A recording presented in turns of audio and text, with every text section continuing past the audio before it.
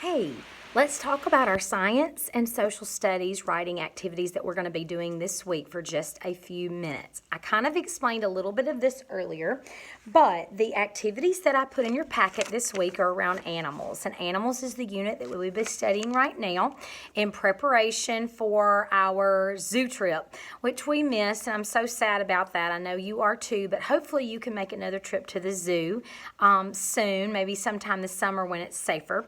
But I wanted to explain the QR codes and these activities just a little bit more in depth, okay? Your first QR activity is with the ostrich, and it gives you the simple directions up here at the top. You're probably going to need the help of a parent, or if you need to borrow their device, maybe their phone or their iPad, you definitely need to get permission. You're probably going to need some help to do this, but you're going to go to the camera app, which on my phone is just a little picture of the camera. You're going to open up the camera and you're going to focus it on this box down here, which is actually the QR code. When you focus it on there, you don't actually have to take a picture of it. It will open up a Safari window and it will be a video. The video is about 2 minutes long and you can watch it. It's just some interesting facts, pictures of live ostriches in zoos, tells you several cool things about them, what they eat, how they live, about their babies, their skin, all different kinds of stuff like that. So you're going to watch that for just a few minutes, and then you'll complete the back activity. Now, I said this earlier, but I want to reiterate. If you can't make the QR code work or you don't have a device at the time, you could use a computer or an iPad, and you could just go to YouTube, and in the search bar you can just type Ostrich for Kids, and it'll be several little short videos. Some are done by zoos, some are done by educational websites, but all will be on ostriches. You can get the same exact information that you would get from the QR code, and you can use that information to do the back. So let's talk about the back for just a second. After you watch the video, or maybe you want to watch a couple of videos, you're going to turn on the back, you're going to write your name where it says bye, and then you're going to put the name of the animal in the box. Okay? On this side, it says true facts about this animal. Now, we've studied a lot about facts and the word fact. A fact is something that is true. Okay? It is something that is stated in a informational type book or on the internet that is truth. Okay? So like ostriches lay the largest eggs is a fact. Okay, I didn't think that up. I didn't come up with that on my own. I didn't think it was true. That's something that you're going to hear in the video that is a fact or the truth about an ostrich. Okay, an opinion is what you're going to be writing on the other side. It says, my opinion about this animal. Your opinion is what you think, the thoughts that are in your head. Okay, your opinion is probably going to be different than most people's, and there's no wrong opinions. Everybody has the right to think about something the way that they choose. Okay, that's what makes America great. We get to choose. We get our own opinion. So after you learn something about some ostriches and watch something about some ostriches, you're going to write some facts on this side, which are true, and then you're going to write your opinion of them on the other side. I would like for you to write 3 facts and 3 opinions about each animal on the back of each page. And I've given you several animals this week to learn about. I may just let you continue to work on that next week because I gave you a few. I really didn't know when I was doing that the first time how many we would need. So just work on it as you can. And don't worry about finishing all that this week because we'll probably just continue with that next week, okay? The last thing that I want to say, and I'm just going to tag it on to the end of this video, is about all of the extra work that you're going to find in your packet. And it really starts with this page right here.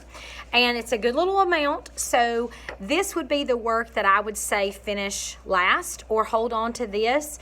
Try to complete the math, the reading comprehension pages, the comma pages, and the writing and a few maybe of the animals. Try to complete a little bit of that each day. This would be more like review work, center work. You can hold on to this and just finish this as you need to.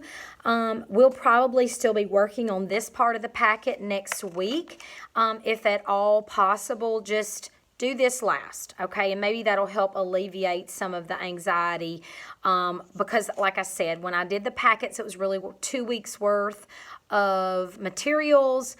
And since most of you didn't get it until Wednesday or Thursday, it kind of cut that week short, and that was my fault, not yours. But just do the best you can. Another word about turning in things and how we're going to try to work that. We're just going to try this week and see how it works. I'll put this in an email as well, but I think what we're going to do is every Sunday afternoon, so it'll be Sunday after lunch, I'm going to put the blue bucket that you saw when you first picked up this first packet that you have. I'm going to put that back on the blue benches in front of the school. What you're going to do is inside the blue bucket, there's going to be a turn-in basket, and it's the same turn-in basket my kids have used all year long, so they know exactly. It's orange. They know exactly what it is. Bring the papers that you're finished with. It doesn't matter if it's 1. It doesn't matter if it's 10. It doesn't matter if you haven't done any of them. But whatever you've done, bring it and just put it in the basket. I will grade that work just like I always do, and I'll get it back to you. What you're going to do in return is you're going to take a stack of papers from the other side. So in the bucket, there'll be a stack of new papers or new packet, and there'll be a turn-in basket. So you're going to flip through and find your child's name, because I have to put names on all of them to see who picks them up. You're going to find your child's name.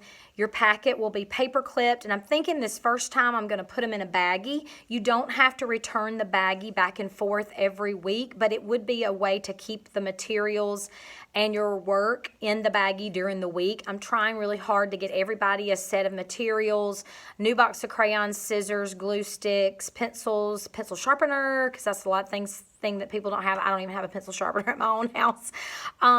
So I'm trying to get all those things together for you, and I'm thinking by Sunday afternoon, we're going to have all that ready, and you'll have a baggie with your child's name on it. You'll just get the new baggie. The work for this week will be in there. You'll bring the work that you've done from this week that you already had and put it in the basket. Okay, but next week when we swap it out again, you won't need to bring the baggie back. Just keep the baggie and the supplies at home. It's going to be one of those big, large 2.5 gallon bags. Keep all that at home.